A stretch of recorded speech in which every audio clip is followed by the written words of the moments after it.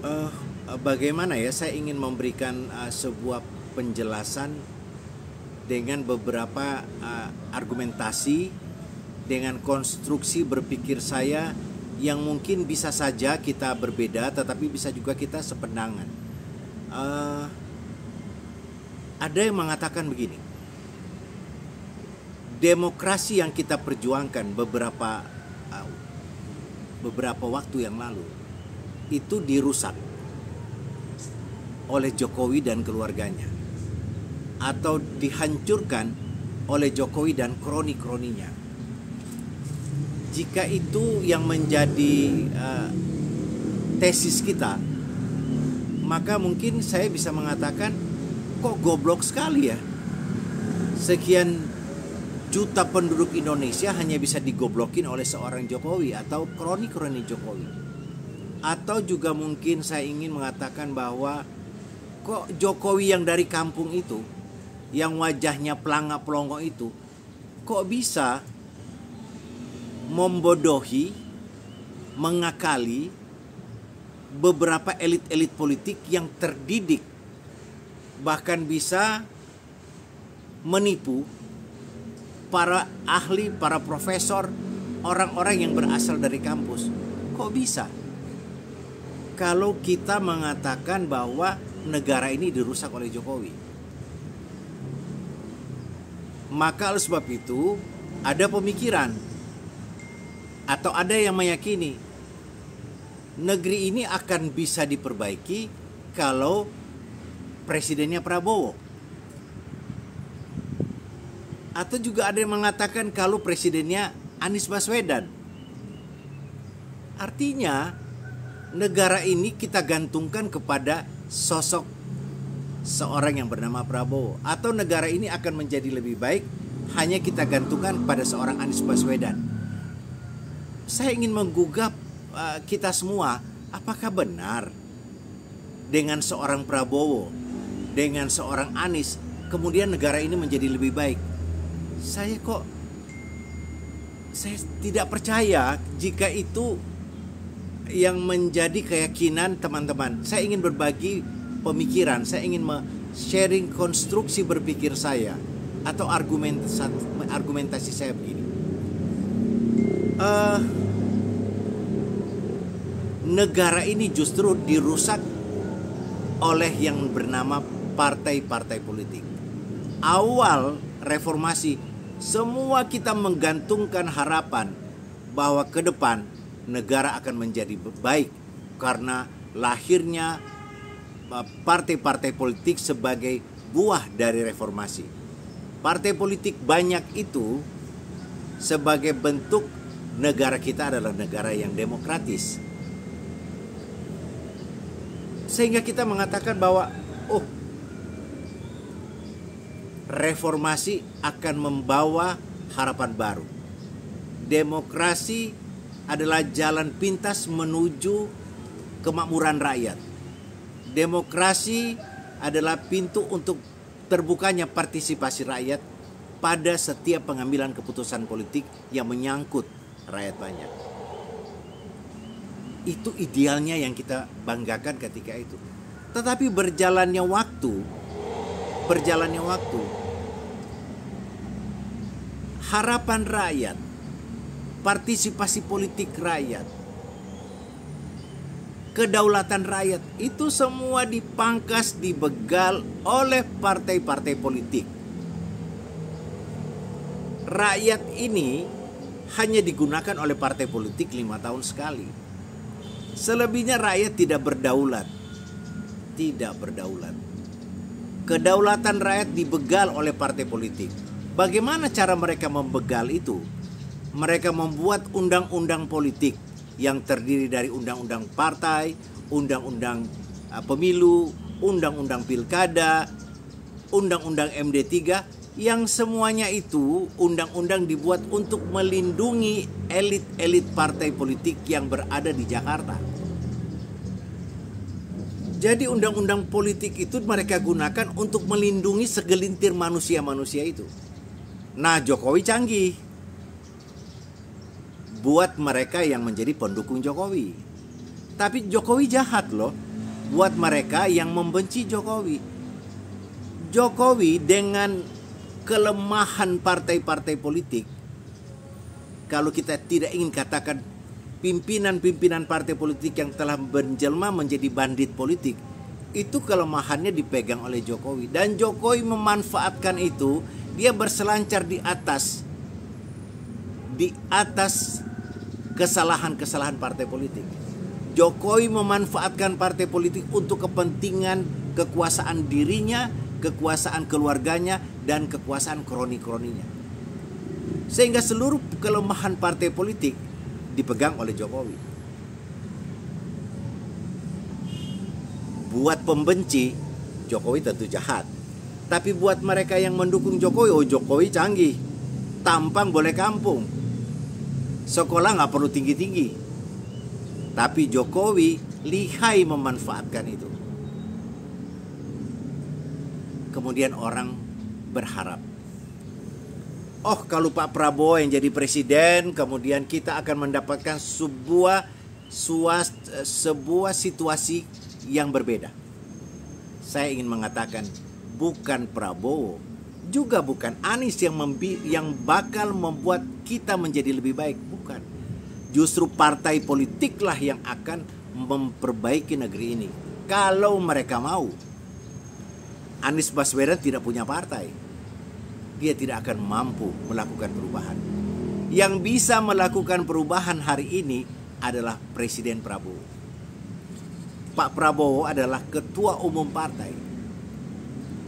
Dengan koalisi gemuknya itu, Pak Prabowo jika mau dia bisa meminta kepada seluruh anggota koalisi, yuk kita perbaiki negara ini lebih baik. Bagaimana caranya?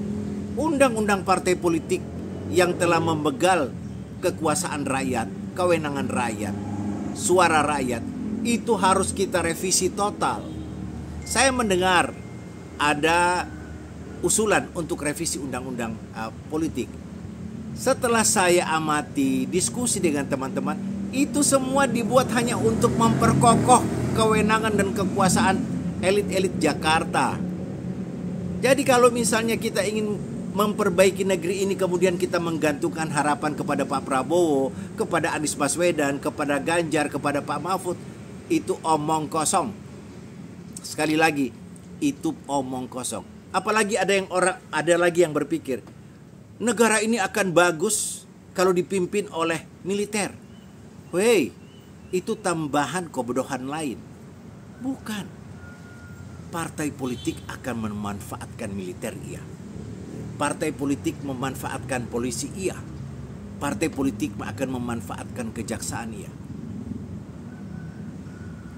Jadi yang kita harus perbaiki, saudara-saudara, adalah partai politik.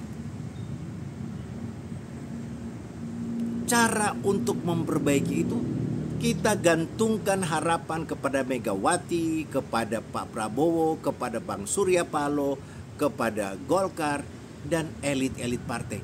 Di tangan mereka negara ini akan menjadi baik. Jika mereka tidak mau melakukan itu, maka hanya ada dua cara.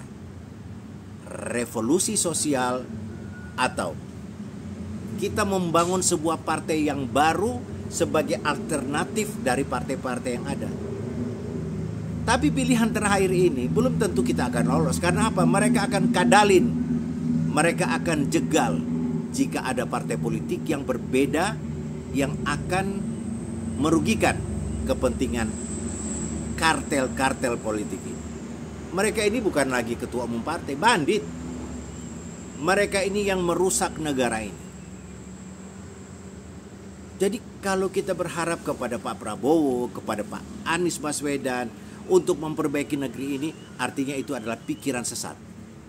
Apalagi ada yang bilang, kita serahkan kepada TNI, itu juga pikiran yang sesat. TNI akan dimanfaatkan oleh partai politik. Polisi sudah dimanfaatkan oleh partai politik. Mereka baku atur di Komisi 3. Mereka baku atur nanti di Komisi 1. Elit-elit partai, pimpinan-pimpinan partai politik saling sandra menyandra urusan personal mereka. Siapa yang dirugikan? Ya rakyat ini, rakyat yang dirugikan. Maka oleh sebab itu buat teman-teman, jika Anda melihat pimpinan-pimpinan partai politik berseliweran di media sosial seolah mereka adalah orang-orang penting, hei, mereka itu penjahat. Mereka itu penjahat. Kejahatan mereka adalah membegal suara rakyat. Mereka itu penjahat. Jangan Anda tempatkan mereka menjadi orang-orang sakti dan orang-orang mulia. Enggak, mereka penjahat. Dan saya ingin mengatakan, jika Pak Prabowo ingin memperbaiki negeri ini, ajak mereka Pak Prabowo. Revisi undang-undang mengembalikan kedaulatan rakyat.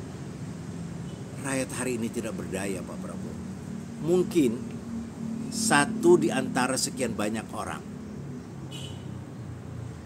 Saya menyuarakan bahwa rakyat kita yang tidak terdidik ini jangan kemudian dizolimi dengan seolah-olah kita bicara untuk kepentingan rakyat. Kita bicara demokrasi. Omong kosong, saya nggak percaya. Kalian menipu rakyat. Revisi undang-undang partai politik, bullshit. Yang kalian akan lakukan adalah memperkuat posisi politik elit di Jakarta. Ini salah satu bentuk kejahatan mereka. Undang-undang partai politik, KPU, mereka berselingkuh. Bagaimana membatasi agar partai-partai politik jangan bertambah, maka dipersulitlah pembentukan partai. Ada yang mengatakan jangan banyak-banyak partai politik. Isu kita bukan soal banyak dan sedikit partai politik. Isu kita ini adalah kewenangan partai politik ini sudah amat sangat super power. Jadi bukan pada jumlah. Amerika itu jumlah partai politiknya lebih dari 400 partai politik. Yang lolos pemilu itu 200-an partai politik. Jadi kalau misalnya partai politik kita batasi kewenangannya, maka bagaimana bentuk kedaulatan itu ada di tangan rakyat? Undang-undang kepartaian, undang-undang politik harus mengatur pasal-pasal di mana rakyat bisa memberhentikan, rakyat bisa mengajukan pemilihan ulang kepada seluruh pejabat publik yang tidak perform, pejabat publik yang membuat kejahatan, pejabat publik yang korupsi. Harus ada pasal itu. Kalau pasal itu tidak ada, maka rakyat tidak berdaulat. Omong kosong. Jadi mimpi buruk buat kita warga negara jika kita menggantungkan harapan kita negeri ini akan baik di tangan Pak Prabowo sebagai presiden. Tapi negeri ini kita gantungkan kepada Pak Prabowo sebagai ketua umum partai. Plus beliau sebagai seorang presiden. Apalagi saya dengar Balek, badan legislatif di DPR, itu semua mengikuti orkestra dari Gerindra. Artinya harapan 5 tahun ke depan Indonesia menjadi baik ada di tangan Pak Prabowo sebagai ketua umum partai, Ibu Mega sebagai ketua umum partai, Golkar dan lain-lain, Bang Surya sebagai ketua umum partai. Jika mereka tidak mau ikhlas melepaskan kenyamanan mereka selama ini sebagai bandit politik, maka kedaulatan di tangan rakyat omong kosong. Dan Anda tidak patut memberikan penghormatan yang berlebihan kepada para bandit-bandit politik yang berseliweran di media sosial. Mereka penjahat. Jika mereka mau merubah itu, maka kita patut mengapresiasi itu dan kita berikan dukungan penuh kepada Presiden Prabowo. Salam, semoga apa yang saya sampaikan bisa mewakili rasa dan perasaan warga negara yang ingin melihat Indonesia lebih baik ke depan di bawah kepemimpinan Pak Prabowo. Jika tidak Pak Prabowo mengambil langkah itu, maka Pak Prabowo menambah daftar presiden yang gagal memperbaiki negeri ini.